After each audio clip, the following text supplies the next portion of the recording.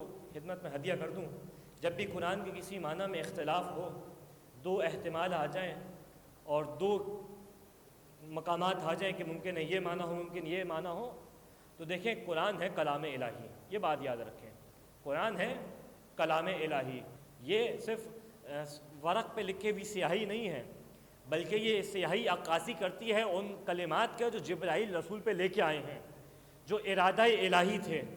توجہ کر رہے ہیں؟ یہ کلام الہی ہے، کوئی معمولی کلام نہیں ہے۔ اب لہٰذا اگر اس کی کوئی تفسیر کرے، اس کی کوئی تعویل بیان کرے، اس کے کوئی معنی کو حتمی قرار دے، تو وہ کوئی اور ہو نہیں سکتا سوائے یہ جو مزاج الہی کو سمجھتا ہو۔ بہت سادی سی مثال ہے، بہت عقلی سی بات ہے۔ میں یہاں پہ آ کے کوئی گفتگو کر کے چلا جاؤں، میں کوئی کتاب لکھ کے چلا جاؤں، مجھ جیسا جاہل شخص کوئی کتاب لکھے، اس کے اندر جو ہے کچھ کلمات رہ جائیں جس میں اشتباہ ہو، جس میں جو ہے وہ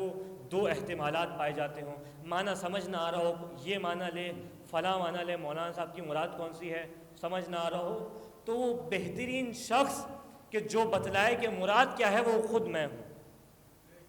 وہ خود میں ہوں۔ بھائی اپنی مرضی سے فیصلہ کرنے کے بجائے میرے پاس آ جائے، مجھ سے پوچھ لے میری مراد کیا ہے۔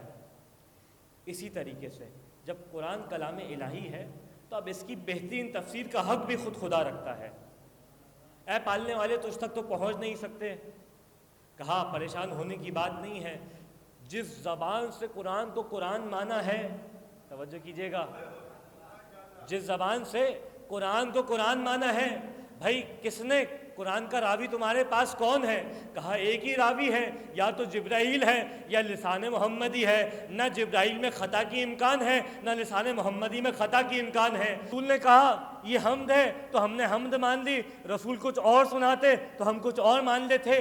میں نے قرآن تو قرآن مانا ہی اس وجہ سے کہ رسول کی زبان کی صداقت پہ یقین تھا کہ جس کی زبان کی وجہ سے قرآن کو قرآن مانا ہے، اسی رسول کے پاس جا کے پوچھ لوں کہ اس آیت کا مطلب کیا ہے، کیونکہ قرآن ہے کلام الہی اور رسول سمجھتے ہیں مزاج الہی کو۔ اب کلام الہی کی تفسیر کا حق اسی کے پاس ہے جو مزاج الہی کو سمجھے۔